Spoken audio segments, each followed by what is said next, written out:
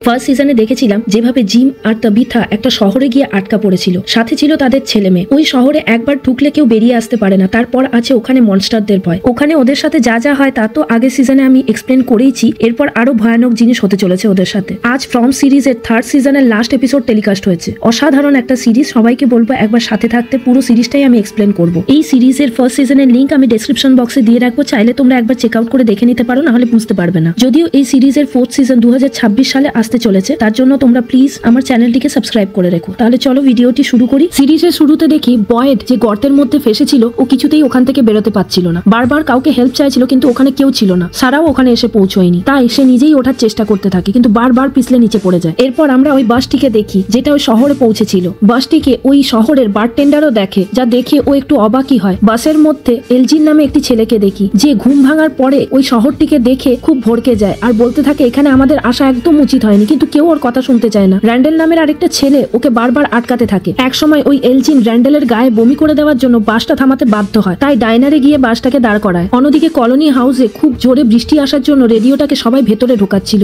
ভেতরে যে ল্যাম্পগুলোর থেকে কারেন্ট নেওয়া হচ্ছিল, সেই ল্যাম্পের প্রত্যেকটা বাল্ব আস্তে আস্তে ব্লাস্ট করতে থাকে, যে কারণে কিছু কাঁচের টুকরো একটা মেয়ের চোখে ঢুকে যায়। ক্রিস্টি মেয়েটির চোখটির ফার্স্ট এড দিতে শুরু করে। অন্যদিকে ডোনা বলে আজকে সবাইকে কলোনি হাউসের মধ্যেই থাকতে হবে। জেড যখন রেডিওর জিনিসগুলো ঘরের মধ্যে ঢোকাচ্ছিল, ওর হাত থেকে কিছু জিনিস পড়ে যায়। তুলতে গিয়ে দেখে ডাইনারের সামনে বাসটি এসে দাঁড়িয়েছে, যা দেখে ভয় পেয়ে ও ডোনাকে বলতে যায়। সেখানে জুলিও ছিল। সেই সময় ওরা যে কাঠের টাওয়ারটা বানিয়েছিল, ওপর থেকে পড়ে গিয়ে ওদের কলোনি হাউসের কাঁচ ফাটিয়ে ভেতরে ঢুকে যায়। জুলি তা দেখে ভয় পেয়ে ওর বাবার খোঁজ করতে ওর বাড়ির দিকে দৌড়ে যায়। ডোনা ওই বাসটিকে দেখে ভয় পেয়ে যায়। অন্যদিকে জিম তার ঘরে এসে তাবিথাকে ওই গর্তের মধ্যে পড়ে যেতে দেখে, কিন্তু অনেকবার ডাকার পরও তাবিথার কোনো গলা পায় না, তাই যে জিনিসগুলো ওই গর্তের মধ্যে পড়েছিল সেগুলো সরাতে শুরু করে জিম। জুলির পেছন পেছন এলিসও দৌড়ে যায়। তাবিথা আর ভিক্টর ওই টানেলের মধ্যে দিয়ে যখন এগোচ্ছিল, ভিক্টর বলে এটা টাউনের নিচের অংশ, এখানে সব মনস্টাররা দিনের বেলায় আরাম করে, একদম আওয়াজ করা এখানে আমাদের উচিত হবে না। তাবিথা আর ভিক্টর এগোতে এগোতে একটা বাক্স খুঁজে পায়। ওই বাক্সটা খুলে তাবিথা দেখে একটা সাদা রঙের গাউন আছে তার মধ্যে। ভিক্টর ওই সময় বলে আমাদেরকে খুব তাড়াতাড়ি এখান থেকে বেরোতে হবে। আমি যখন ওই ফারাওয়ে ট্রিতে ঢুকছিলাম, সাদা জামা পরা ছেলেটা আমাকে বলেছিল এখান থেকে বেরোনোর রাস্তা, আর তুমি এখানে এসে পৌঁছবে, তোমার জন্য ওয়েটও আমাকে করতে বলেছিল, তাই আমি তোমার জন্য ওয়েট করছিলাম। কলোনি হাউসে সবাই রেডিওর জন্য তৈরি করা ব্যাটারিগুলোকে ঠিক করছিল, আর যে কাঁচগুলো ভেঙে পড়েছিল সেগুলোকেও পরিষ্কার করছিল। ডোনা কেনিকে বলে যে বাস এখানে এসেছে, ওখানে অনেক লোক থাকবে, ওরা কিছুতেই আমাদের কথা শুনতে রাজি হবে না, আমাদেরকে প্রিপেয়ার্ড হয়ে যেতে হবে। অন্যদিকে বয়েডও এখানে নেই যে সবকিছু ম্যানেজ করে দেবে, তাই আমাদেরকে খুব সাবধানে এগোতে হবে। কেনি বলে আমি তৈরি হয়েই আছি, চলো যাই আমরা ওখানে। অন্যদিকে ডাইনারে যে বাসটা এসে দাঁড়িয়েছিল, বৃষ্টি হওয়ার জন্য ওখানে টিলি নামের একজন বয়স্ক মহিলা নাচানাচি শুরু করে দিয়েছিল, আর বাকিরাও খুব খুশিই ছিল। এলজিন নামের যে ছেলেটি বাসটা আটকে ছিল, সে ভেতরে বসেছিল, সে হয়তো অসুস্থ বোধ করছিল। মারিয়াল নামের একজন নার্স ও ট্রিটমেন্ট করছিল। এলজিন যেহেতু র্যান্ডেলের গায়ে বমি করে দিয়েছিল, ও রেগে গিয়ে এলজিনকে মারতে যায়। মারিয়াল বলে ও অসুস্থ, ওকে কেন বিরক্ত করছো। বাধ্য হয়ে র্যান্ডেল একটা পরিষ্কার জামা নিয়ে ওখান থেকে বেরিয়ে যায়। এলিস আর জুলি যে কলোনি হাউস থেকে দৌড়ে এসেছিল বাস দেখার পর, জুলি ওর বাড়ির দিকে চলে যায়। এলিস টমকে নিয়ে ওই বাস ড্রাইভারের সাথে কথা বলতে যায়। এলিস জানায় বৃষ্টি হওয়ার জন্য ডাইনারটা বন্ধ করে রাখা হয়েছিল, আমরা খুলে দিচ্ছি, তোমরা ওখানে গিয়ে একটু রেস্ট নাও। ড্রাইভার বলে আমরা এখানে একটুও দাঁড়াবো না, আমাকে শুধু একটা মপ জোগাড় করে দাও, আমার আর কোনো হেল্প লাগবে না তোমাদের। জুলি তার বাবার কাছে গিয়ে জানতে চায় ওর মা কোথায় গেল, কারণ তাবিথাকে ওখানে কোথাও দেখা যাচ্ছিল না। জিম বলে আমি একা এখানের ভেতরের জিনিসগুলো কিছুতেই বার করতে পারবো না, তোমার মা হয়তো ভেতরেই ফেসে আছে, তুমি বাইরে গিয়ে আমার জন্য হেল্প নিয়ে আসো। জুলি যেহেতু খুব ভয় পেয়েছিল, জিম ওকে সামলে নেয় আর বলে এখন আমাদের ভয় পাওয়ার সময় নয়, তুমি প্লিজ যাও আর বাইরে থেকে হেল্প নিয়ে আসো। জুলি বেরিয়ে গেলে জিম আবার ওই জিনিসপত্র সরাতে শুরু করে। জুলি বাইরে বেরিয়ে এসে এলিসকে বলে আমার মা গর্তের মধ্যে ফেসে গেছে, তোমরা প্লিজ আমার হেল্প করবে, চলো, বাবা ওখানে একা রয়েছে। তাই বারটেন্ডার বাসে থাকা লোকজনদেরকে একটু রিকোয়েস্ট করতে থাকে যে ওখানে একটা মহিলা তার বাড়ির বেসমেন্টে আটকে গেছে, তোমরা প্লিজ আমাদের একটু হেল্প করো। বাসের যে ড্রাইভার থাকে সে বলে আমরা কি সারা জীবন এখানে দাঁড়িয়ে থাকবো নাকি। তাও বাসের দুজন ছেলে ওদের হেল্প করার জন্য এগিয়ে যায়, যার মধ্যে র্যান্ডেলও ছিল। ওই সময় ওখানে গাড়ি নিয়ে ডোনা পৌঁছে যায়, ডোনার সাথে কেনিও ছিল। এলিস আর ডোনা গিয়ে ড্রাইভার কোনটা সেটা ডোনাকে গিয়ে বলে, আর বলে ওদের সাথে কথা বলতে। কেনি বাসের লোকজনদের জন্য ডাইনারটা খুলে দেয় আর বলে বৃষ্টির জন্যই ডাইনার আমরা বন্ধ রেখেছিলাম। অন্যদিকে জিম যেখানে ফেসেছিল, ওখানে বারটেন্ডার আর দুজন বাসের ছেলে গিয়ে দেখে ওই গর্তের মধ্যে ওপরে সমস্ত জিনিস পড়ে গেছে, এটা বের করবে কি করে ওরাও বুঝতে পারছিল না। তাও জিমকে হেল্প করার জন্য ওই জিনিসগুলো তিনজনে মিলে বের করতে থাকে। ওই সময় ওপর থেকে টুকটাক জিনিস আবার নিচে পড়ে যাচ্ছিল। এরপর আমরা তাবিথা আর ভিক্টরকে দেখি, যারা ওই টানেলের মধ্যে দিয়ে যাওয়ার সময় মনস্টারদের দেখতে পায়, যারা তখন ঘুমিয়েছিল। ভিক্টর ওখানে একটা পুতুল দেখে খুব ভয় পেয়ে যায় আর বাইরে এসে বলতে থাকে আমি পথ গুলিয়ে ফেলেছি, আমাকে সাদা জামা পরা ছেলেটা যে পথ দেখিয়েছিল এটা সেই পথ নয়। বয়েড যে গর্তের মধ্যে ফেসেছিল, ও বারবার সারাকেই দোষ দিচ্ছিল। ওই সময় বাইরে থেকে একটা আওয়াজ আসে আর বলতে থাকে বয়েড তুমি কি সত্যি বেঁচে আছো এখনো। বয়েড বলে হ্যাঁ আমি এখনো বেঁচে আছি। বয়েডকে ওই লোকটি উপরে উঠে আসার কথা বলে করলে বয়েড বলে আমি এখান থেকে একা উঠতে পারছি না। তাই ওই লোকটি বয়েডের কাছে একটা দড়ি ফেলে দেয়। কলোনি হাউসে জেড যেখানে বসেছিল ওখানে ক্লারা নামের একটি মেয়ে এসে বলতে থাকে, আমার মনে হয় এখানে যারা আমাদের উপর নজর রাখে তারা আমাদেরকে রেডিও তৈরি করতে দেখে খুব রেগে গেছে। তাই দেখলে না কিভাবে হঠাৎ করে বৃষ্টি এসে সমস্ত জিনিসপত্র ভিজিয়ে ফেললো। জেড বলে আমি অত শত কিছুই জানি না, আমি এখন নেশা করব, তুমি কি করবে? যা শুনে ক্লারা ওখান থেকে উঠে চলে যায়। তখন ফের আবার জেড ওই চিহ্নটাকে দেখতে পায় যেটা ও আগেও দেখেছিল। সাথে একটা পুতুলকে দেখে যেটা কিছুক্ষণ আগে ভিক্টরও দেখেছিল। ওই পুতুলটি জেডের ওপর চিৎকার করে যাতে জেড ভয় পেয়ে যায়। কলোনি হাউসের নিচে মিসেস চ্যাং যে কাজগুলো পড়েছিল সেগুলো পরিষ্কার করছিল। ওখানে ইথান গিয়ে পৌঁছয় আর বলতে থাকে, আমি এখানে খুব বেশি ভয় আর পাই না, কিন্তু একটু একটু ভয় মনস্টাররা আসলে আমার লাগে। যা শুনে মিসেস চ্যাং বলে, আমি এখানে তোমার খুব খেয়াল রাখবো, তুমি চিন্তা করো না। এরই মধ্যে জেড ভেতর থেকে বাইরে বেরিয়ে বারান্দায় গিয়ে সিগারেট খেতে থাকে, যাকে দেখে ইথান ওর কাছে যায় আর নানা রকম প্রশ্ন করতে থাকে। জেড বলে, এতদিন আমি ভাবছিলাম আমরা চেষ্টা করলে হয়তো এখান থেকে বেরোতে পারবো, কিন্তু আজকের এই অবস্থা দেখে আমার মনে হয় না আর বেরোতে পারবো। যা শুনে ইথান ওকে বলতে থাকে, আমাদের চেষ্টা করে যাওয়া উচিত, আমরা নিশ্চয়ই একদিন সফল হব। জেড জিজ্ঞাসা করে, ভিক্টর তোমার বন্ধু না, তুমি ওর ঘরটা কোথায় চেনো? ইথান জানায়, হ্যাঁ আমি চিনি। ইথান জেডকে নিয়ে ভিক্টরের রুমে যায়। জেড ওখানে গিয়ে ভিক্টরের জিনিসপত্র এদিক ওদিক সরিয়ে কিছু খুঁজছিল। ইথান বলে, যে এখানে নেই তার জিনিসপত্র ঘাটা উচিত নয়। জেড তখন বলে, ও হয়তো মারাও গিয়েছে। ভিক্টর তা শুনে বলে, না এটা কখনোই হতে পারে না, ও ওর কাজ করে যাচ্ছে। জেডকে তখন ইথান বলতে শুরু করে, আমরা একটা গেমের মধ্যে আছি যেখানে সবাই যে যার রোল প্লে করে যাচ্ছি, ভিক্টরও তার রোল প্লে করছে, ও কখনোই মারা যাবে না। জেড ইথানকে জানায়, এখানে আসার পর থেকে একটা সিম্বল খালি আমার চোখের সামনে বারবার আসছে। ওই সিম্বলটা ইথানকেও দেখায়। সিম্বল দেখে ইথান বলে, এখানে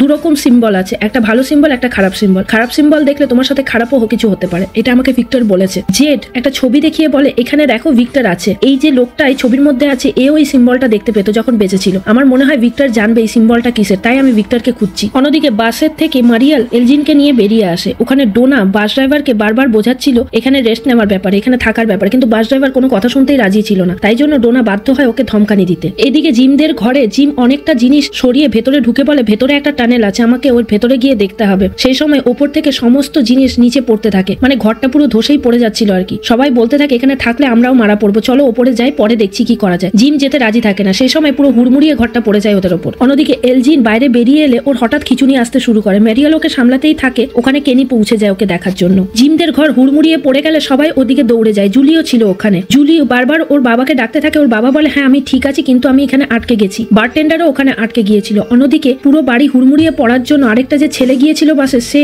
অজ্ঞান হয়ে গিয়েছিল। র্যান্ডালের খুব বেশি চোট লাগেনি, ও ওপরের দিকেই ছিল বলে ওকে সবাই মিলে বের করে নেয়। টানেলের মধ্যে তাবিথা আর ভিক্টর একটা জায়গায় এসে পৌঁছয় যেখানে পরপর পাথর সাজানো ছিল। কিছুক্ষণ পর দেখে উল্টো দিকে কেউ একটা ওই পাথরটার মধ্যে ঢিল ছুড়ে মারে আর ওই পাথরগুলো সব পরপর পড়ে যায়। ওখানে একটা বাচ্চা মেয়ে হঠাৎ বেরিয়ে আসে, যা ভিক্টর দেখতে পায় না কিন্তু তাবিথা দেখতে পায়, যা দেখে ওরা খুব ভয় পেয়ে গিয়েছিল। অন্যদিকে সন্ধে নেমে এসেছিল। এবার সব মনস্টারদের জেগে ওঠার পালা। সব মনস্টার একে একে জেগে উঠছিল। তাবিথারা ভয় পেয়ে সামনের দিকে এগোতে থাকে। হঠাৎ ওরা একটা জায়গায় জল দেখতে পায়, মানে সামনেই কোথাও বেরোনোর রাস্তা ছিল আর কি। বাইরে র্যান্ডালকে বের করে আনার পর ওর যেখানে চোট লেগেছিল ক্রিস্টিও চেক আপ করছিল। অন্যদিকে মারিয়াল এলজিনের চেক আপ করছিল। দুজন দুদিকে ছিল। হঠাৎ ওদের চোখ দুজনের দিকেই পড়ে আর খুবই অবাক হয়ে ওরা দুজন দুজনকে দেখতে থাকে, ইমোশনাল হয়ে পড়ে। এটা হচ্ছে সেই মারিয়াল যার সাথে ক্রিস্টির এনগেজমেন্ট হয়েছিল, যেটা সিজন 1-এ ক্রিস্টি সারাকেও বলেছিল। ওদেরকে একসাথে হতে দেখে কেনি বুঝতে পেরে যায় মারিয়াল আসলে ক্রিস্টিরই ফিয়ান্সে। ওদের বিয়ে হওয়ারও কথা ছিল, তার আগেই ক্রিস্টি এখানে এসে ফেসে যায়। তাই কেনিরও মন ভেঙে যায় ওদের দুজনকে একসাথে দেখে। এবার আমরা আবার বয়েডকে দেখি যে ওই রশ্মি পাওয়ার পর ওই দড়ি ধরে বারবার উপরে উঠছিল কিন্তু পিছলেও যাচ্ছিল। হঠাৎ এক সময় ও নিচে এলিসকে থাকতে দেখে, যা দেখে ওর হাত পিছলে নিচে পড়েই যাচ্ছিল, কিন্তু ও বুঝতে পারে ওখানে এলিস থাকতে পারে না। তাই আবার ও রশ্মি ধরে উপরে ওঠার চেষ্টা করতে থাকে। অন্যদিকে তাবিথা আর ভিক্টর বহু কষ্টে ওই টানেল থেকে বেরিয়ে আসে। যে সময় আমরা ভিক্টরকে দেখি অনেক বেশি কনফিউশনে ছিল কোন দিকে যাবে। তারপর ওরা দেখে যে সন্ধে নেমেই এসেছে, ওদেরকে যেভাবেই হোক খোলা জায়গায় থাকা যাবে না, টাউনে ফিরতে হবে। তাই ওরা এগিয়ে চলে। এদিকে টাউনের মধ্যে জিম, বারটেন্ডার আর বাসে যে ছেলেটি ফেসেছিল তাদেরকে বের করানোর চেষ্টা করছিল সবাই মিলে। ওই সময় বাস ড্রাইভার এসে বলে, আমার বাসের সমস্ত কিছু পরিষ্কার হয়ে গেছে, তোমরা যারা যেতে চাও তোমরা বাসে গিয়ে বসো। অনেকজনই তখন ওদের হেল্প করার জন্য ব্যস্ত ছিল, যেতে চাইছিল না, কিন্তু বাস ড্রাইভার বলে আমি সবাইকে নিয়ে যেতে পারবো না তাহলে। তাই কিছুজন ওদেরকে ছেড়ে দিয়ে এগিয়ে যেতে থাকে। সেই সময় জিমদের ওপর জিনিসগুলো আরো হুড়মুড়িয়ে পড়তে থাকে, যে কারণে ওখানে থাকা এলিস আর বাকি সবাই মিলে বলতে থাকে তোমরা প্লিজ এখন থেকে আমাদের একটু হেল্প করে যাও। জিমরা এই সময় বলে তোমরা প্লিজ একটু আস্তে আস্তে কাজ করো, তোমরা যত তাড়াহুড়ো করবে তত জিনিস আমাদের ওপর পড়বে আর আমরা মারা যাবো। জুলি জিমকে জানায়, বাবা সন্ধে নেমেই এসেছে, আমরা বেশিক্ষণ আর এখানে দাঁড়াতে পারবো না। তাই ডোনা বলে একটা কাজ করো, এখানে এদেরকে বের করানো আজকে সম্ভব হবে না, আর তালিশমান পাথরও এখানে কাজ করবে না, আমাদের উচিত এদেরকে এইভাবেই রাত্রেবেলা ছেড়ে দেওয়া। জুলি তাতে রাজি থাকে না, কিন্তু ডোনা বলে আমার এখানে অনেকদিন তালিশমান পাথর ছাড়া থাকার অভিজ্ঞতা আছে, আমি জানি এখানে যদি কেউ কোনো আওয়াজ না করে মনস্টাররা এদিকে আসবে না, তোমাদের উচিত চুপচাপ এখানে থাকা, কেউ যেন কোনো আওয়াজ না করে রাতের বেলা। অন্যদিকে ওই বাসের ড্রাইভার বারবার বলতে থাকে বাসে উঠে যাওয়ার জন্য, কিন্তু ডোনা ওদেরকে বারণ করতে থাকে যে রাতের বেলা এখানে প্রচুর মনস্টার বেরোয়, এখানে কি কি হতে পারে তোমাদের কোনো ধারণা নেই, তাই বলছি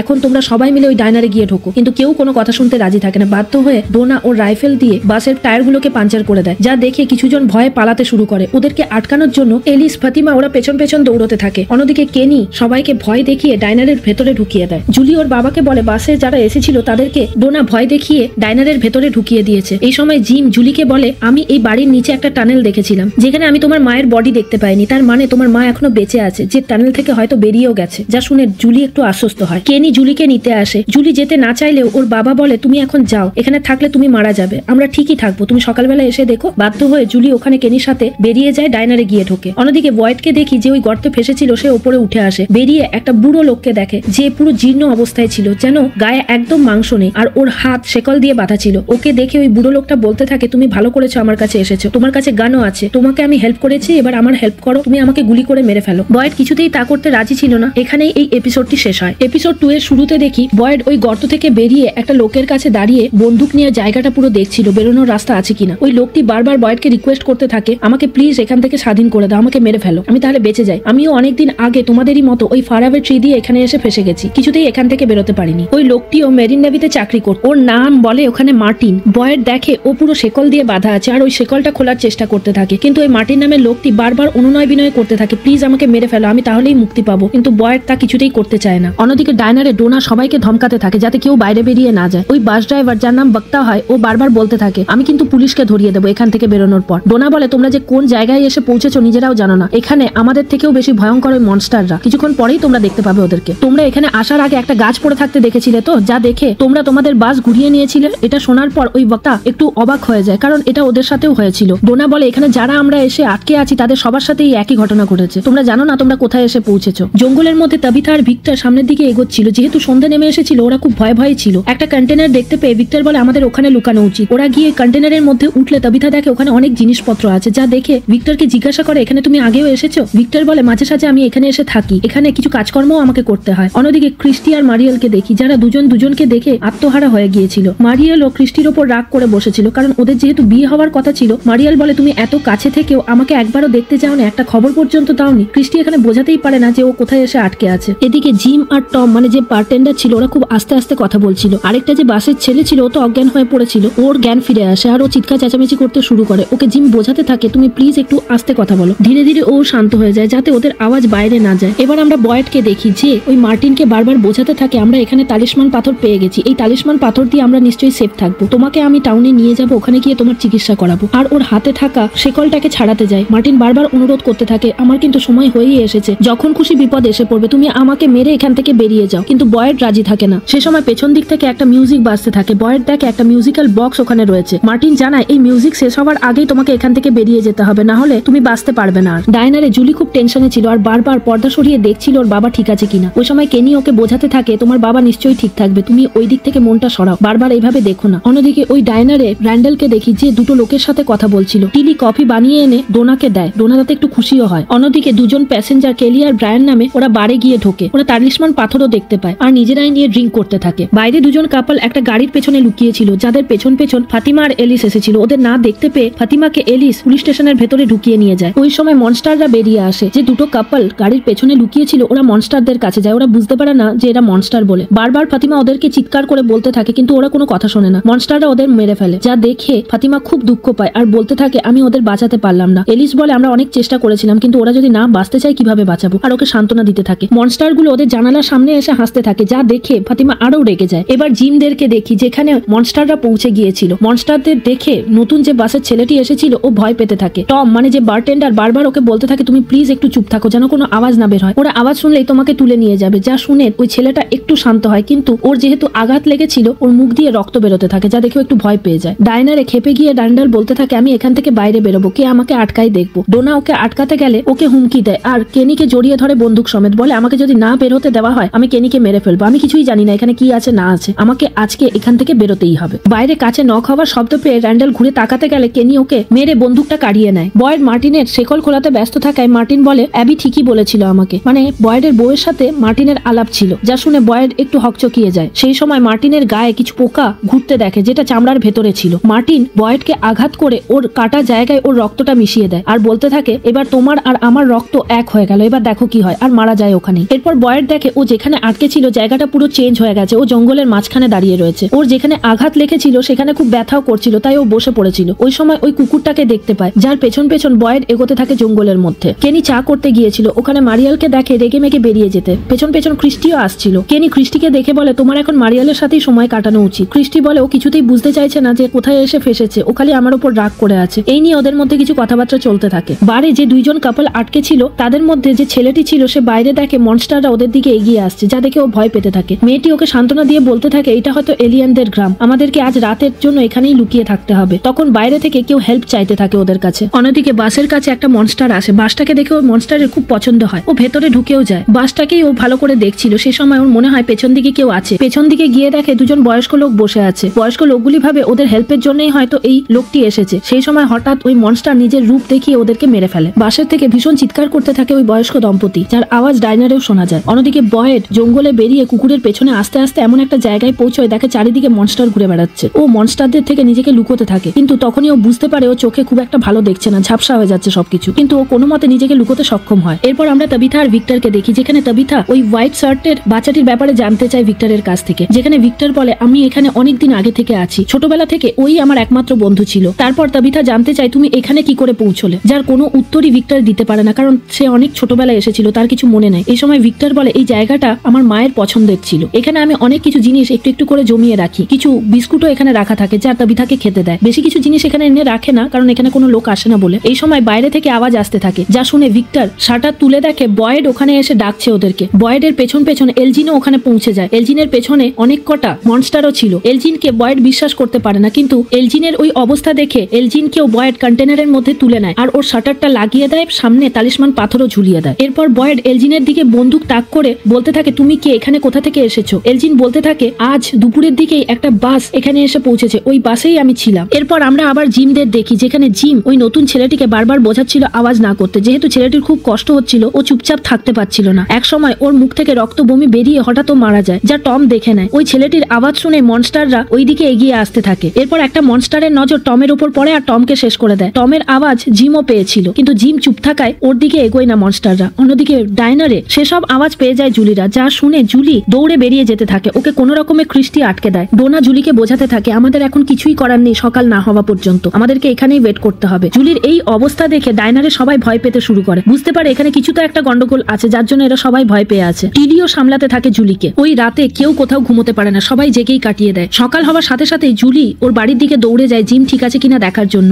যাওয়ার সাথে সাথেই দেখে টমের ছিন্ন ভিন্ন দেহ পড়ে রয়েছে, যা দেখে জুলি খুব ভয় পেয়ে যায়, কিন্তু ভেতর থেকে জিমের আওয়াজ আসায় ও একটু শান্ত হয়। ডোনা সবাইকে ডেকে বলে দেখো কেন তোমাদেরকে বাইরে বেরোতে বারণ করেছিলাম, যা দেখে সবাই বুঝতে পারে ওদের ভুল। অন্যদিকে ওই বাস ড্রাইভার বাসে গিয়ে দেখে দুজন লোকের ছিন্ন ভিন্ন দেহ পড়ে রয়েছে, যা দেখে ও খুব ভয় পেয়ে যায় আর ওখান থেকে বেরিয়ে আসে। জঙ্গলের মধ্যে তাবিথা, ভিক্টর, বয়েড আর এলজিন বেরিয়ে আসে বাইরে, যেখানে এলজিন তাবিথাকে বলে আমরা যখন বাসে করে ওখানে পৌঁছলাম তখন প্রায় 20-25 জন ওই বাসে ছিলাম। আমাদের বেশিরভাগ জনকেই ওই ডাইনারে চলে যেতে বলা হয়েছিল, হয়তো অনেকজন চলেও গেছে। ওই ডাইনারের পাশের বাড়ি একটা ভেঙে পড়েছে, যা শুনে তাবিথা বুঝতে পারে ওদের বাড়িটাই হয়তো ভেঙে পড়েছে। জিম হয়তো খুব বিপদেই পড়েছে, তাই ও ওখান থেকে ছুটতে ছুটতে টাউনের দিকে আসে। বাকি 3 জনও আস্তে আস্তে টাউনের দিকে এগোতে থাকে। এখানেই এই 2 নম্বর এপিসোড শেষ হয়। ভালো লাগলে অবশ্যই আমার চ্যানেলটিকে সাবস্ক্রাইব করে রেখো। 3rd এপিসোডের শুরুতে দেখি বয়েডের সাথে এলিস দেখা করতে এসেছে ওরই পুলিশ স্টেশনে, যেখানে বয়েড এলিসকে জানাতে থাকে ওই ফার অ্যাওয়ে ট্রিতে একবার ঢোকার পর সারাকে আর দেখতে পায়নি। সারা কোথায় গেছে ও কিচ্ছু জানে না, যেখানে সারা বলেছিল ওর পেছন পেছনই আসছে বলে। এলিস তা জানার পর খুব রেগে যায় বয়েডের ওপরে আর বলতে থাকে তুমি আমাকে ওখানের ঘটনা সম্বন্ধে বলতে চাও না সেটা আলাদা ব্যাপার, কিন্তু তুমি কি বলছো, তুমি একটা গাছের মধ্যে ঢুকলে আর এখানে বেরিয়ে এলে, এটা হতে পারে কখনো? বয়েড বলে হ্যাঁ আমার সাথে তাই হয়েছে। তাতে আরো রেগে গিয়ে এলিস বলতে থাকে তুমি ওখানে এখান থেকে বেরোনোর আনসার খুঁজতে গিয়েছিলে আর শুধু খালি হাতে ফিরে এলে। বয়েড জিজ্ঞেস করতে থাকে তোমার কি হয়েছে, তুমি এত রেগে আছো কেন? তখন এলিস জানায় ফাতিমার কারণেই ও রেগে আছে, কারণ ফাতিমা কালকে এতগুলো মৃত্যু একসাথে দেখে খুবই ভেঙে পড়েছে। ও আর এখানে থাকতেই চাইছে না, যে কারণে ওকে বয়েড জানায় এখন তোমাকে ফাতিমার সাথেই থাকতে হবে, ওকে সাহস দেখাতে হবে। এই জায়গাটা কখনোই আমাদের থেকে জিতে যেতে পারে না, এই জায়গা থেকে নিশ্চয়ই আমরা বেরোতে পারবো, আরো কিছু সময় লাগবে হয়তো। এই বলার পর এলিস ওখান থেকে বেরিয়ে ফাতিমার কাছে যেতে চায়। এলিস চলে যাওয়ার পর বয়েড আবার চিন্তায় পড়ে যায়, কারণ মার্টিনের সাথে দেখা হওয়ার পর ওর গায়ে যে পোকাগুলো ঘুরছিল মার্টিনেরই মতো, তা ওকে চিন্তায় ফেলে দিয়েছিল। এরপর আমরা জিমকে দেখি, যাকে হসপিটালে ভর্তি করে দিয়েছিল। সেখানে ওর পুরো পরিবার ছিল। তাবিথাকে জিম বারবার বলতে থাকে আমি তো ভেবেছিলাম তোমাকে আমি হারিয়েই ফেলেছি। তাবিথা বলে সব ঠিক আছে, তুমি এই নিয়ে চিন্তা করো না। তখন জিম ওখান থেকে উঠতে যায়। ক্রিস্টি বলে তোমার 3টে হাড় ভাঙা আছে, লাংসেও ফুলে আছে, তুমি এখন এখান থেকে বেরোনোর চেষ্টাও করো না, অনেক ট্রিটমেন্ট চলবে তোমার উপরে, কিছুদিন রেস্ট নিতে হবে। এরপর ওদের মধ্যে কিছু কথাবার্তা হয়, যেখানে জিম বলে তোমাকে হারিয়ে ফেলে আমি একদম থাকতে পারবো না, বাচ্চাদের তোমাকেই সামলাতে হবে। এরপর তাবিথা জানায় ওই ওয়্যারগুলো নিচে কোথাও কারোর সাথে কানেক্টেড নেই, শুধুই ঝুলছিল, যা শুনে জিম বলে এইসব কথা এখন থাক, বাচ্চাদের ব্যাপারে কথা বলো। তাবিথা ডাইনারে চলে যায় ওদের খাবারের জোগাড়ের জন্য, কারণ অনেকক্ষণ বাচ্চারা খায়নি তাই। মারিয়াল ও ক্রিস্টির সাথে থাকার জন্য ওখানে ব্যাগপত্র নিয়ে হাজির হয়। অন্যদিকে ডাইনারের সামনে র্যান্ডালের সাথে ডোনার ঝামেলা লেগে যায়, কারণ র্যান্ডাল চাইছিল ওইসব ঘটনা দেখার পর রাইফেলটাকে নিজের কাছে রাখতে, কিন্তু ডোনা বলে এখানে থাকতে গেলে সবাইকে এক নিয়ম পালন করতে হবে, কেউ বন্দুক রাখতে পারবে না নিজের কাছে। কিন্তু তা র্যান্ডাল মানতে রাজি না। সে সময় শেরিফ ওখানে আসে। বয়েড এসে বলে এখানে থাকতে গেলে তোমাকে এই নিয়মের পালন করতে হবে, যদি না পছন্দ হয় তুমি বন্দুক নাও আর জঙ্গলে গিয়ে থাকো, এরপর নিজেরটা নিজে বুঝে নাও, আমাদের সাথে তোমার কোনো সম্পর্ক থাকবে না, কিন্তু এখানে থাকতে গেলে এখানে নিয়ম তোমাকে পালন করতে হবে। বাধ্য হয়ে র্যান্ডাল বন্দুকটা নিচে নামিয়ে নিজের ব্যাগ নিয়ে চলে যায়। বয়েড সবাইকে বলে আমাদের এখানে থাকতে গেলে সবাইকে একজোট হয়ে থাকতে হবে, না হলে আমরা কেউ এখানে বাঁচতে পারবো না, আমরা জানি সবাই ভয়ের মধ্যে রয়েছি, রাত হলেই যা নেমে আসে এখানে তা খুবই ভয়ঙ্কর, কিন্তু তাও আমাদেরকে একসাথে থাকতে হবে যতদিন না আমরা এখান থেকে বেরোতে পারছি। ডোনা সবাইকে নিয়ে কলোনি হাউসে চলে যায়। ডাইনারে তাবিথা ওর দুইজন বাচ্চাকে নিয়ে খেতে গিয়েছিল, যেখানে ভিক্টরের সাথে কথা বলতে চাইছিল বারবার ইথান। তাবিথা বলে এখন ভিক্টর কিছুটা ঘেটে আছে, এখন ওকে একা থাকতে দাও, পরে কথা বলো ওর সাথে। মিসেস চ্যাং এর সাথে তাবিথা কথা বলতে চায় ভেতরে। মিসেস চ্যাংকে বলে আমাদের জামা কাপড় সব ওই বাড়ির মধ্যে রয়ে গেছে, আমাদের পড়ার মতো কিচ্ছু নেই, আমরা কি স্টোর হাউসে গিয়ে কিছু কালেক্ট করতে পারি? মিসেস চ্যাং বলে এটা তোমারই বাড়ি, তুমি যা চাই তাই নিতে পারো, আমরা আছি। একজন মাই আরেকজন মায়ের দুঃখ কষ্ট বুঝতে পারে। ডোনা বয়েডের সাথে কথা বলে আর জানায় তুমি শুনেছো ক্রিস্টির গার্লফ্রেন্ড এখানে এসেছে, এটা আগে কখনো হয়নি যে একজনের রিলেটিভ এখানে এসে হাজির হয়েছে। বয়েড বলে হ্যাঁ আমি শুনেছি। তখন ডোনা বলতে থাকে বাসে ড্রাইভার জানিয়েছিল 20 থেকে 25 জন এসেছে, কিন্তু ডেড বডি মিলিয়ে আমরা আজই দেখলাম মোট 22 জনের খবর পাওয়া গেছে। এদিকে সেদিন বর্ষা হয়ে অনেক ফসল নষ্ট হয়ে গেছে, এতজন বাড়তি লোক, রেশনের জোগাড় আমাদের আগে করতে হবে। বয়েড বলে সে ব্যাপারে আমি এলিসকে পাঠিয়েছি, দেখা যাক কি হয়। এলিস আর কেনি জঙ্গলে যায় কোনো পশু যদি পাওয়া যায় ওদের রেশনের জন্য। কেনি সব ট্র্যাপগুলোকে নামাচ্ছিল, ওই সময় একটা রেডিওর আওয়াজ শুনতে পায়। জঙ্গলের ভেতরে আরো গিয়ে দেখে একটা মেয়ে বসে রয়েছে গাছের কাছে, যার মাথা দিয়ে একটা লোহার রড এপর ওপর হয়ে গেছে। ওরা ভেবেছিল হয়তো মেয়েটা মারাই গেছে, আসলে যে মেয়েটাকে দেখছিলাম সে গতকাল রাতে বারে ঢুকেছিল ওর বয়ফ্রেন্ডের সাথে। কেনি বলছিল একে শহরে নিয়ে যেতে হবে কবর দেওয়ার জন্য। সেই সময় মেয়েটি জেগে ওঠে আর বলে আমাকে বাঁচিয়ে নাও প্লিজ। কেনি দৌড়ে যায় ক্রিস্টিকে ডাকতে। ভিক্টর কলোনি হাউসে এসে নিজের ঘরে ঢুকে দেখে ও সব জিনিস এদিক ওদিক ওলটপালট হয়ে রয়েছে, যা দেখে ও খুব রেগে যায়। কলোনি হাউসের একটা মেয়ে ওকে জিজ্ঞাসা করতে এলে ওকে জিজ্ঞাসা করে আমার রুমে কে ঢুকেছিল। ও বলেছিল আমি কাল রাতে ম্যাথিউজের ছেলেকে আর জেডকে দেখেছিলাম তোমার রুমে ঢুকতে। ভিক্টর দৌড়ে যায় জেডের কাছে। যখন জেড ভায়োলিন বাজাচ্ছিল ওটা আসলে ভিক্টরের ছিল, যা দেখে ভিক্টর ভীষণ রেগে যায় আর বলতে থাকে কারো জিনিসে পারমিশন ছাড়া হাত দিতে নেই জানো না। জেড কিছু জিজ্ঞাসা করতেই যাবে তার আগে ওখান থেকে ভিক্টর বেরিয়ে চলে আসে। জেড ওর পেছন পেছন আসতে থাকে আর ফটোটা দেখিয়ে বলে তোমার থেকে এটাই জানার আছে আমি এই চিহ্নগুলো বারবার দেখতে পাচ্ছি, তুমি তো এখানে অনেকদিন ধরে আছো, তুমি জানবে এর কি কোনো মিনিং আছে, আমরা কি এখান থেকে এই চিহ্ন দিয়ে কিছু বের করে নিতে পারবো। ভিক্টর বলে কারো জিনিসে হাত দিতে নেই, তোমার এটাতে হাত দেওয়া একদম উচিত হয়নি। আর কোনো উত্তর দেয় না যে ওর সাথে থাকা লোকটা কে। হসপিটালে ক্রিস্টি আর মারিয়াল কথা বলছিল দুজনের মধ্যে ভুল বোঝাবুঝি ঠিক করার জন্য। সেই সময় কেনি দৌড়ে ঢোকে আর বলতে থাকে ক্রিস্টি তোমার দরকার আছে, তুমি প্লিজ চলো আমার সাথে। ওকে টেনে টেনে নিয়ে যায় ওই জঙ্গলের মধ্যে।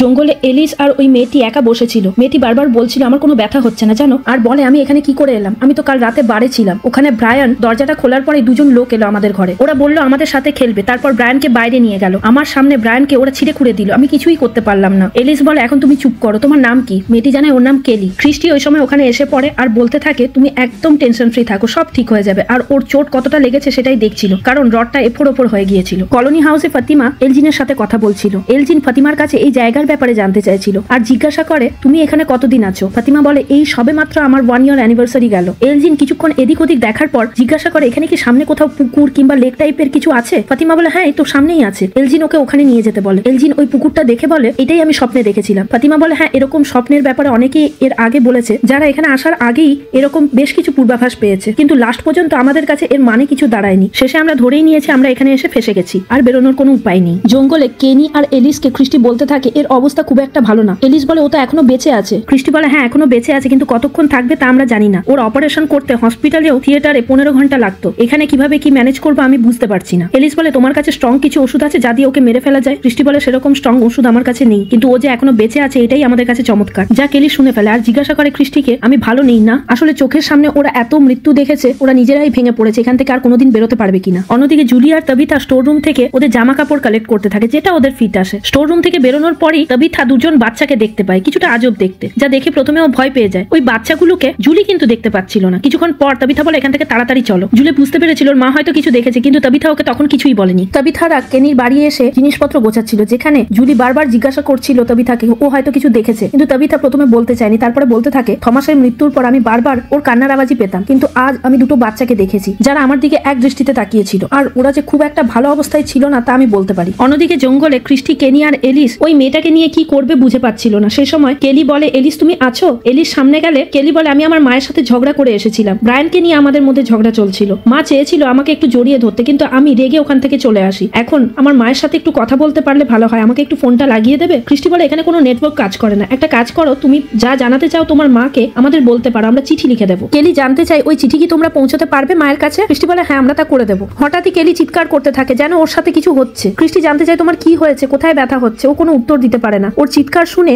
বয়েড ওখানে পৌঁছে যায় আর বলতে থাকে কি হয়েছে, এখানে তোমরা কি করছো? এলিস জানায় এই মেয়েটি বাস থেকে এসেছে এখানে। সেরিফ বলে তোমরা চলে যাও আমি দেখে নেবো। ক্রিস্টি কিছুতেই ওই মেয়েটিকে ওই অবস্থায় ছেড়ে যেতে রাজি ছিল না। বয়েড রডটা বের করতে গেলে এই মেয়েটি মারা যায় ওখানে, যা দেখে ক্রিস্টি খুব ভেঙে পড়ে। বাড়ি ফিরে এসেও মারিয়ালকে বলতে থাকে তুমি প্লিজ আমাকে ছেড়ে যেও না, তুমি এখানেই থেকে যাও আমার সাথে, আমার শুধু এখন তোমাকে প্রয়োজন। তারপর মারিয়ালকে জড়িয়ে ধরে কিছুক্ষণ কাঁদতে থাকে। এলিস ফাতিমাকে খুঁজতে খুঁজতে ডাইনারে পৌঁছে যায়, ওখানে দেখে উদাস হয়ে বসে আছে ফাতিমা, যা দেখে এলিস বলে চলো আমরা বিয়ে করে নিই। ফাতিমা বলে এখনই? এলিস জানায় আমরা কখন খুশি থাকবো না থাকবো এই জায়গাটা ডিসাইড করতে পারে না, তাই আমি ঠিক করেছি চলো আমরা বিয়ে করে নিই। ফাতিমাও তাতে রাজি হয়ে যায়। মিসেস লিউর ঘরে ইথান বারান্দায় খেলছিল, ওকে খেলতে দেখে তাবিথা ওর কাছে আসে আর বলে এই জায়গার সম্বন্ধে কিছু। ইথান বলে আমি জানি, আমি বড় হয়ে গেছি, আমি বুঝতে পেরেছি এখানে এসে আমরা ফেসে গেছি আর এই জায়গাটা খুবই ভয়ঙ্কর, আমি এসবের সাথে মানিয়ে নিয়েছি। তাবিথা বুঝতে পারে ওর ছেলে এখন অনেক বড় হয়ে গেছে। সে সময় যে পাজলটাও তৈরি করেছিল সেই পাজলটা ওই টানেলের মধ্যে দেখেছিল তাবিথা, যা দেখে ওর মনে পড়ে যায় ওই টানেলের কথাটা। সে সময় তাবিথা আবার ওই দুটো ছেলে মেয়েকে দেখতে পায়, যা দেখে ওই ইথানকে জোর করে ঘরের মধ্যে ঢুকিয়ে দেয়। ডোনার সাথে বয়েড দেখা করতে যায়, যেখানে ডোনা খুবই বিরক্তের সাথে কাজ করে যাচ্ছিল, কারণ ওর আর ভালো লাগছিল না এতগুলো মৃত্যু কাজ থেকে দেখার পর। বয়েড কেলির মৃত্যু নিয়ে কথা বলছিল ডোনার সাথে। ডোনা বলে আমার এসবে কোনো ইন্টারেস্ট নেই, তুমি জঙ্গলে কি দেখেছো সেটা আমাকে খুলে বলো। বয়েড কথাটা এড়িয়ে বাইরে চলে যেতে চায়। ডোনা বলে তুমি কেন ফিরে এলে জঙ্গল থেকে? সবাই তোমার উপর আশা করে বসেছিল, আমরা আর সহ্য করতে পারছি না, আমি জানি না এবারে লোকজন আর কতদিন সহ্য করতে পারবে, আমিও আর পাচ্ছি না, তাই তোমাকে বলতেই হবে কি হয়েছে তোমার সাথে ওখানে, কোনো রাস্তা খুঁজে পেয়েছো কি? বয়েড কোনো উত্তর দেয় না। কেনি ফাদার খাত্রির ঘরে যায়, ওখানে কিছু পাওয়া যায় নাকি দেখার জন্য। ও বেসমেন্টে কিছু আওয়াজ পায়, যা শুনে ও নিচে নামতে থাকে বন্দুক নিয়ে। তারপর হঠাৎই দেখে ওখানে সারা। এখানেই এই এপিসোডটি শেষ হয়। ফোর্থ এপিসোডের শুরুতে আমরা দেখি কেনিরা যখন প্রথম ওই টাউনে গিয়ে পৌঁছেছে সেই সময়কার ঘটনা। কেনি তার মা বাবাকে নিয়ে হসপিটালে গেছে ক্রিস্টির কাছে, যেখানে ওর বাবাকে হসপিটালেই রাখতে চাইছে বেসমেন্টে, কারণ ওর বাবা যখন তখন দরজা খুলে দিচ্ছে। কিন্তু ওর বাবা একা কিছুতেই থাকতে চায় না ওখানে, বলে আমি আমার পরিবারের সাথে থাকবো। তবুও কেনি আর ওর মা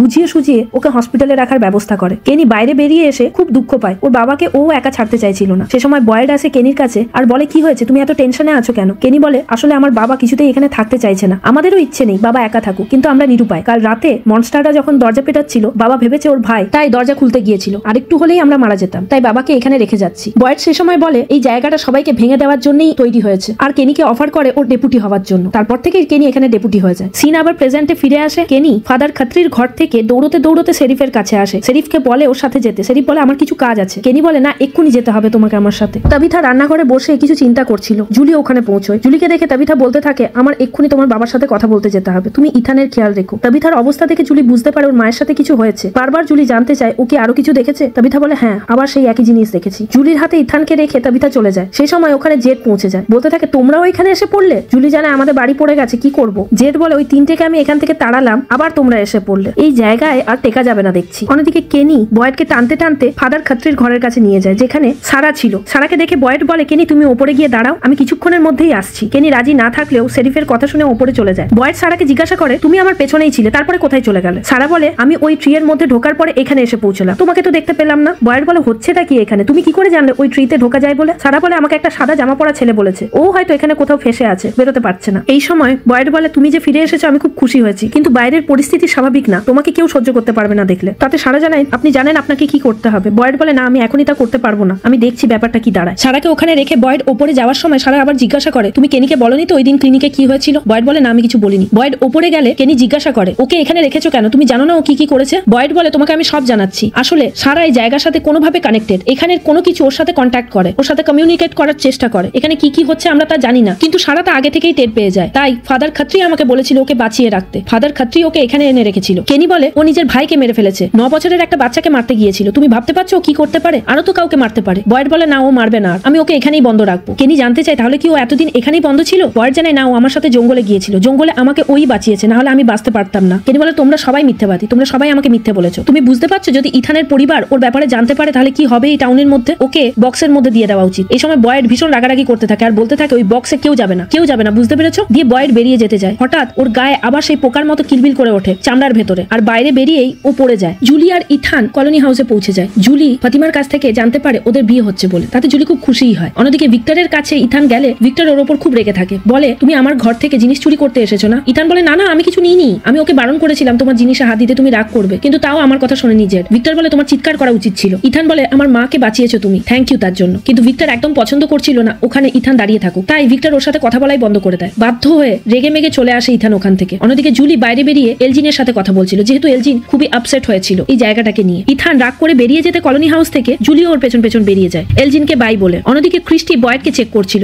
বয়েড বলে আমি একদম ঠিক আছি। ক্রিস্টি বলে তুমি তাহলে ডাক্তারিটা পাস করেছো? বয়েড বলে না না আমি একদম ঠিক আছি, সব ঠিক আছে। তাও ক্রিস্টি চেক করে, ওর গায়ে কাটা দাগ দেখে, যেখানে ওকে পোকা কামড়েছিল ওই জায়গাগুলোও দেখে। বলে ওখানে তো কোনো ইনফেকশন নেই, তুমি তাও একটু সাবধানে থাকো। আসলে বয়েড মার্টিনের ব্যাপারে কাউকে বলতেই চাইছিল না। কেনি ডাইনার থেকে কিছু খাবার নিয়ে যাচ্ছিল, যা দেখে ওর মা বলে এটা কার জন্য নিয়ে যাচ্ছ? কেনি বলে এটা বয়েডের জন্য, বয়েডের শরীর খুব একটা ভালো নেই, তোমরা অনেক পরিশ্রম করছো, তোমরা ঠিকমতো খাওয়া দাওয়াটা করো। কেনির মুখ চোখ দেখে বুঝতে পারে ও ক্রিস্টির জন্য একটু আপসেট হয়ে আছে, যেহেতু ক্রিস্টির ফিয়ান্সে চলে এসেছে তাই ক্রিস্টি ওকে খুব একটা পাত্তা দিচ্ছে না। ওর মা ওকে সান্ত্বনা দেয়। অন্যদিকে ওই বাস ড্রাইভার বক্তা বারে বসে ড্রিঙ্ক করছিল। ওই সময় জেড ওখানে আসে আর বলে আমি কি কোনো জায়গা ফাঁকা পাবো না, যেখানেই যাচ্ছে সেখানেই লোক। আসলে বক্তা খুব আপসেট হয়েছিল, সবাই ওর গাড়িতে উঠেছিল যে যার ডেস্টিনেশনে যাওয়ার জন্য। ওর উচিত ছিল ওদের ডেস্টিনেশনে পৌঁছে দেওয়া, কিন্তু তা করতে পারেনি। ও বারবার বলছিল আমাকে ওই ছেলে এলজিন বারবার বলেছে গাড়িটা ঘুরিয়ে নিতে, কিন্তু আমি কিছুতেই গাড়ি ঘোরাইনি, এখানে এসে ফেসে গেছি। জেড বলে এটা কখন বলেছে? গাড়ি আটকে যাওয়ার পর, মানে ওই গাছটা পড়ে থাকার পর? বক্তা বলে হ্যাঁ। তাহলে আর বলে লাভ কি, এখানে তো ফেসেই গেছে তোমরা। বক্তা বলে জানো তো আমার এই কাজটা করার কথা ছিল না, আমার টিউশন ফিও দেওয়া হয়ে গিয়েছিল। আসলে এই কাজ করে আমি নিজের পড়াশোনা চালাতাম, আমি তাও নিজের ইচ্ছের জন্য কিছু সপ্তাহ এই কাজটা করতে চাইছিলাম। লাস্ট পর্যন্ত এখানে এসে ফেসে গেলাম। আমার এখানে আসার কথা ঠিকই ছিল হয়তো। জেডও বলে আমার এখানে আসার আগে নিজের কোম্পানি বিক্রি করে দিয়েছি, আমি বুঝতে পেরেছিলাম আমি যা চাইছি তা হয়তো পেয়ে গেছি, কিন্তু এখানে এসে ফেসে যায়। দুজনে ফেসে যাবার জন্য চিয়ার্স করে। তবিথা জিমের সাথে দেখা করতে গেলে জিম হসপিটালে ছিল না। ওখানে মারিয়াল তবিথাকে বলে জিম একটু বাইরে বেরিয়েছে। বাইরে বেরিয়ে জিমকে দেখে তবিথা বলে তোমাকে তো ক্রিস্টি আরাম করতে বলেছে, তুমি বাইরে আছো কেন? জিম বলে তোমার সাথে কিছু কথা আছে। তারপর ওকে সাইডে এনে বলে এখানে কেউ নিজের থেকে আসে না, আমার মনে হয় আমাদের ওপর কোনো এক্সপেরিমেন্ট করা চলছে। তবিথা একটু অবাক হয়ে ওর দিকে তাকায়। জিম তখন বলা শুরু করে আমাদের রেডিও কাজ করেছিল, যখন খুব ঝড় এসেছিল সবাই জিনিস প্যাক করতে ব্যস্ত ছিল, সে সময় একটা আওয়াজ আমি শুনতে পাই, একটা লোকের আওয়াজ। সে আমাকে ওয়ার্ন করে বলেছিল তবিথার ওই জায়গাটা খোঁড়া উচিত হয়নি, সাথে আমার নামটাও বলেছে। সে জানলো কি করে যদি না আমাদেরকে দেখতে পায়? আমার মনে হয় কেউ আমাদের রিয়াকশন দেখার জন্য এই ট্র্যাপে ফেলেছে। তবিথা শুধু জিজ্ঞাসা করে ওই আওয়াজটা কি তুমি ছাড়া আর কেউ শুনেছে? বয়েড যখন পুলিশ স্টেশনে ছিল নিজের হাত পা ধুচ্ছিল, হঠাৎ বাইরে বেরিয়ে ও ফাদার খাত্রীকে দেখতে পায়। আসলে এটা ওর ইমাজিনেশন। ফাদার খাত্রী বারবার বলতে থাকে তোমার কিন্তু কেনিকে বলা একদম উচিত হবে না সারাই ওর বাবাকে মেরেছে বলে, কিন্তু বয়েড বলে আমি কিছুতেই কেনিকে মিথ্যে বলতে পারবো না। ফাদার খাত্রী বারবার বোঝাতে থাকে তোমাকে ভালো লিডার হতে গেলে, এই জায়গাটাকে বাঁচিয়ে রাখতে গেলে তোমাকে সবকিছু ব্যালেন্স করে চলতে হবে, দু একটা মিথ্যে বললে কোনো দোষ হবে না, কিন্তু এই জায়গাটাকে তোমাকে মেনটেন করে রাখতে হবে। বয়েড কোনো কথা শুনতে চায় না, উল্টে বলে তুমি মরার পরেও এরকমই বদমাইশ রয়েছে। আসলে বয়েড আর ফাদার খাত্রী খুব ভালো বন্ধু ছিল, ওদের দুজন দুজনের পেছনে লেগেই থাকতো। জিম কলোনি হাউসে ডোনার সাথে দেখা করতে যায়। ডোনা ওর সাথে কথা বলতে রাজি থাকে না। সে সময় জিম বলে তুমি ভালো মতোই জানো আমি কি নিয়ে কথা বলতে এসেছি, তুমিও রেডিওর আওয়াজটা শুনেছিলে, এবার কি মনে হয় আমাদের কি করা উচিত? ডোনা বলে এখানে কোনো কথা না, চলো আমার রুমে চলো। রুমে গিয়ে ডোনা বলে আমি শুনেছি, সব কথাই শুনেছি, কিন্তু তুমি কি বুঝতে পারছো না যে তোমাকে ওয়ার্ন করেছিল সে খুব একটা সুবিধাজনক না। তুমি আবার এই গর্ত থেকে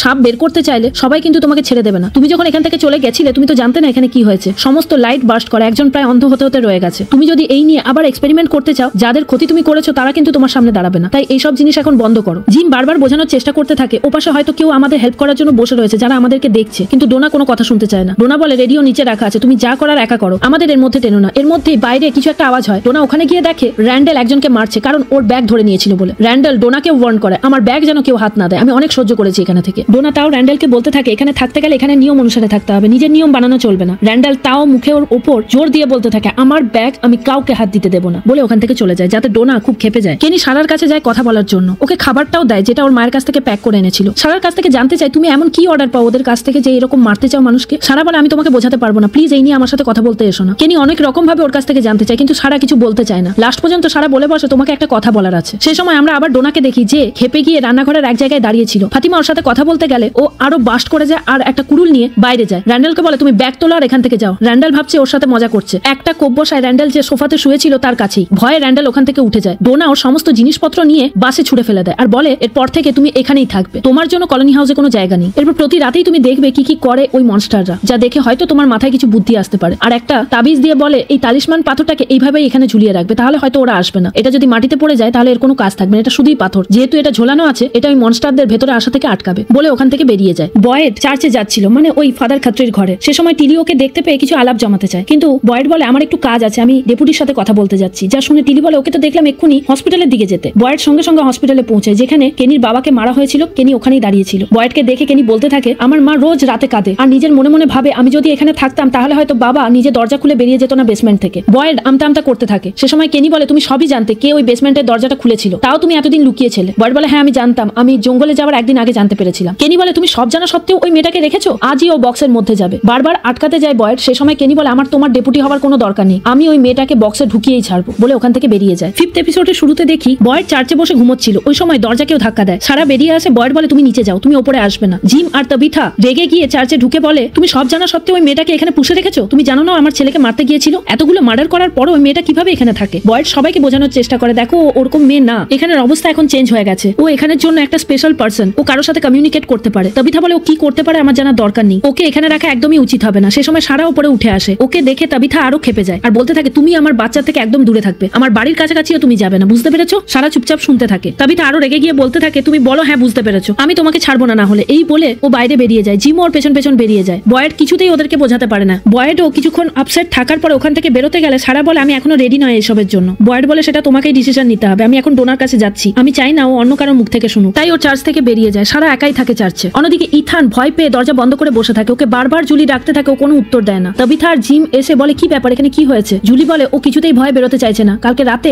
সারার ব্যাপারে আমাদের কথা বলতে শুনে নিয়েছে, তারপর থেকেই ও নিজেকে এইভাবে আটকে রেখেছে। জিম আর তাবিথা বাইরে থেকে ওকে অনেক বোঝানোর চেষ্টা করে। কিছুক্ষণ পর ইথান বেরিয়ে ওর মা বাবাকে বলে আমি সারার সাথে কথা বলতে চাই। সারা নেথানের সাথে যে ঘরে থাকতো সেই ঘরে গিয়ে দেখে ওদের বদলে নতুন একটা কাপল চলে এসেছে। ওকে দেখার পর ওরা ওখান থেকে তাড়িয়ে দেয় সারাকে। আসলে সারা ওখানে ওর আর ওর ভাইয়ের কিছু জিনিস নিতে গিয়েছিল, যে কাপল ওই জিনিসগুলো দেয়নি, বলে আমরা সব জিনিস মিসেস লিউকে দিয়ে এসেছি, তুমি ওখানে গিয়ে কথা বলো। সারা ওখান থেকে দৌড়ে চার্চে ফিরে আসে। জেড বারের মধ্যে বোতলগুলো দিয়েও যে চিহ্নটা দেখেছিল ওই চিহ্ন বানাচ্ছিল। ওই সময় ভিক্টর ওখানে পৌঁছয়। জেড বলে তোমাকে আমি কতবার বললাম ওই লোকটাকে তুমি আমাকে একবার বলো। ভিক্টর বলে আমি তোমাকে হেল্প করবো, তার আগে আমার একটা কাজ করে দিতে হবে। তারপর ও ভায়োলিন নিয়ে জেডকে বলে এটা তুমি বাজাও। জেড বলে তুমি ফার্মে যাও, কিন্তু ভিক্টর বলে তুমি যদি আমার কাজ করে দাও তাহলে আমি বলবো এই ফটোতে থাকা লোকটাকে। জেড ওর কথা মতো রাজি হয়ে যায়। ভিক্টর বলে এখানে না অন্য কোথাও, দিয়ে ওরা ওই বার থেকে বেরিয়ে যায়। অন্যদিকে তাবিথা আর জিম খুব চিন্তায় পড়ে যায়, কারণ ইথান সারার সাথে দেখা করবে বলেছে। জিম ইথানকে নিয়ে সারার কাছে যেতে রাজি থাকে, কিন্তু তাবিথা তা কিছুতেই চায় না যে ইথান সারার কাছে আবার যাক। বয়েড কলোনি হাউসে ডোনার সাথে দেখা করতে চায় সারার ব্যাপারে বলার জন্য। ডোনা সব জানার পর বয়েডকেই দোষী ভাবে আর বলে তোমার উচিত ছিল ওকে বক্সের মধ্যে বন্দি করে দেওয়া, যা তুমি করনি, এটাই টাউনের লোকেদের প্রতি তুমি খুব অন্যায় করেছো। বয়েড তবুও বোঝানোর চেষ্টা করে সারা এই জঙ্গলের ব্যাপারে অনেক কিছু জানে, যার জন্য ওর বেঁচে থাকা খুব জরুরি। কিন্তু ডোনা বলে আমি এইসব মানতে চাই না, ফাদার খাত্রি এখন নেই, সে কি বলে গেছিল সেই কথা ধরে আমাদের বসে থাকা উচিত নয়, কারণ আমরা এখনো বেঁচে আছি, আমাদেরকে বেঁচে থাকতে হবেই এখানে। ডোনা বয়েডের সাথ দেবে না বলায় বয়েড কলোনি হাউস থেকে বেরিয়ে চলে যায়। এরপর ইথান ডাইনারের সামনে সারার সাথে দেখা করতে যায়। সারাকে ডেকে ইথান বলে আমরা ভেবেছিলাম তুমি হয়তো মারা গেছো, কিন্তু তা যাওনি, তুমি জঙ্গলের মধ্যেই বেঁচেছিলে। এখানে জঙ্গলের মধ্যে একমাত্র মনস্টাররাই বেঁচে থাকতে পারে, তুমি মনস্টারই হয়ে গেছো এখন। সারা বলে হ্যাঁ ঠিক আছে। খুব দুঃখ পায় সারা তাতে। ভিক্টর জেডকে টানতে টানতে জঙ্গলের মাঝখানে নিয়ে যায়, যেখানে অনেকগুলো গাড়ি দাঁড়িয়ে ছিল। ওখানে ও নিজের মায়ের গাড়ির উপর বসে জেডকে বলে টুইঙ্কল টুইঙ্কল লিটল স্টার গানটা বাজাতে, কারণ ও যখন ভয় পেয়ে থাকতো ওর মা ওই গানটাই বাজাতো। সারা চার্চে বসেছিল, ওখানে এলজিন যায় চার্চে প্রেয়ার করার জন্য। সারার সাথে ওখানে কিছুক্ষণ কথাও হয় ওর, কিন্তু যখন সারা বলে আমি আমার ভাইকে মেরেছি, হঠাৎ করে ভয় পেয়ে যায় এলজিন আর ওখান থেকে বেরিয়ে চলে আসে। এরপর আমরা ইথানকে দেখি যে বাড়ি ফিরে আসার পর ওর মাকে বলে আমি একটুও ভয় পাইনি সারার সাথে কথা বলতে। ডাইনারে সারা মিসেস চ্যাং এর সাথে কথা বলতে যায়, ওখানে চ্যাং ওকে দেখে খুব রেগে যায় আর বলে তুমি আমার কাছ থেকে আমার হাজব্যান্ডকে কেড়ে নিয়েছো। ওখানে নেথানের যা জিনিস ছিল তা সারাকে দিয়ে দেয়। সারা নিয়ে বেরোতেই যাবে, কেনি সমস্ত জিনিস ছুড়ে ফেলে দেয়, মানে ওর প্রিয় জিনিসগুলোকে নষ্ট করার পর ওর কেমন লাগে তাই বোঝানোর জন্য কেনি ওটা করেছিল। হসপিটালে মারিয়াল আর ক্রিস্টি একসাথে সময় কাটাচ্ছিল। টিলি ওখানে আসে, ওর কাছে লিকুইড মরফিন ছিল আর যা যা ওষুধ ছিল সবই ক্রিস্টিকে দেয় যদি এখানের কোনো হেল্পে লাগে। ক্রিস্টি মরফিনের ব্যাপারে ওকে জিজ্ঞাসা করলে ও জানায় আমার কিছুদিন আগে পর্যন্ত লাগতো, এখনো যদি লাগে তোমার থেকে নিয়ে যাবো। সাথে টিলি বলে ঠিক আছে তোমরা এখন এনজয় করো, আমি আসছি, এখন তোমাদের বাইরে না বেরোনোই ভালো। আবার সারা ফিরে এসেছে, যা শুনে ক্রিস্টি বাইরে দৌড়ে যায় আর ওকে মারিয়াল আটকে বলে তুমি এইভাবে যেতে পারো না, যা হয়ে গেছে হয়ে গেছে, ওকে বাদ দাও। এরপর আমরা আবার জেড আর ভিক্টরকে দেখি, যেখানে ভিক্টর জেডকে বলে এটা ক্রিস্টোফারের ছবি, যে এখানে এসে সবাইকে খুব হাসাতো, সবাই ওকে খুব পছন্দ করতো, কিন্তু একসময় ও হাসা একদম বন্ধ করে দেয়। এরপর ভিক্টর আর কিছু এই সম্বন্ধে বলতে চাইছিল না, জেড ভীষণ জেদ করায় ও বলতে শুরু করে এখানে তখন অনেকেই ছিল, ক্রিস্টোফার যখন থেকে ওই চিহ্নটা দেখা শুরু করলো একে একে সবাই মারা গেল। আমার মা বলেছিল ক্রিস্টোফারের সামনে না যেতে, এখানে কিছু মনস্টার বাস করে, কিছু অশুভ শক্তিও আছে যারা আমাদের দিয়ে এইসব কাজ করায়। এই চিহ্নটা দেখা খুব একটা শুভ ব্যাপার না, এই চিহ্ন দেখার পরে এখানে সবাই মারা যায়, একমাত্র আমি বেঁচেছিলাম কারণ আমি লুকিয়েছিলাম। এরপর আমরা তাবিথাকে দেখি যে ওই জঙ্গলের মধ্যে যে জায়গা থেকে ও বেরিয়ে এসেছিল ভিক্টরের সাথে, ওই জায়গায় যায় আর ওই পাথরের পাজলটা বানিয়ে বলে আমি চলে এসেছি, তোমরা কোথায় আছো। তারপরে বেশ কিছু বাচ্চা আনকুই আনকুই বলতে বলতে বেরিয়ে আসে আর ওকে জড়িয়ে ধরে। ওখানে জেড পৌঁছে যাওয়ায় বাচ্চাগুলো হঠাৎ গায়েব হয়ে যায়। তাবিথা বলে তুমি কি দেখেছিলে ওই বাচ্চাগুলোকে? জেড বলে না তো, এখানে কি হয়েছে, তুমি এখানে কি করছো, যার কোনো উত্তর তাবিথা দিতে পারে না। তখন রাস্তায় বয়েডের সাথে জিমের দেখা হয়, যখন বয়েড বলতে থাকে আমি এখন সারার ব্যাপারে কোনো কথা শুনতে চাই না। জিম বলে তোমার হয়তো উচিত ছিল ওকে বক্সে দিয়ে দেওয়া, কিন্তু এই নিয়ে আমি এখন কথা বলতে আসিনি, আমি তোমাকে একটা কথা জানাতে এসেছি, আমরা যে রেডিও তৈরি করেছিলাম ওখানে আমি একজনের ভয়েস শুনতে পেয়েছিলাম, যেখানে সে আমার নামও জানতো আর বলেছিল তাবিথা যে বেসমেন্টে গর্ত করছে এটা ঠিক কাজ করছে না, তার মানে ও চারিদিকে নজর রাখছে। আমার মনে হয় আমরা কোনো ট্র্যাপে পড়েছি। বয়েড বলে আমি এই নিয়ে পরে কথা বলছি। তারপর বয়েড মিসেস চ্যাং এর কাছে যায়, যেখানে ও বয়েডকে দেখে ভীষণ রেগে যায়। আর এখানেই 5 নম্বর এপিসোডটি শেষ হয়। এর পরের ভিডিওতে আমি এর সেকেন্ড পার্টটা পুরো এক্সপ্লেন করে দেবো। ভালো লাগলে অবশ্যই আমার চ্যানেলটিকে সাবস্ক্রাইব করে রাখবে। আজ তাহলে আসি, দেখা হচ্ছে পরের কোনো ভিডিওতে। Thanks for watching.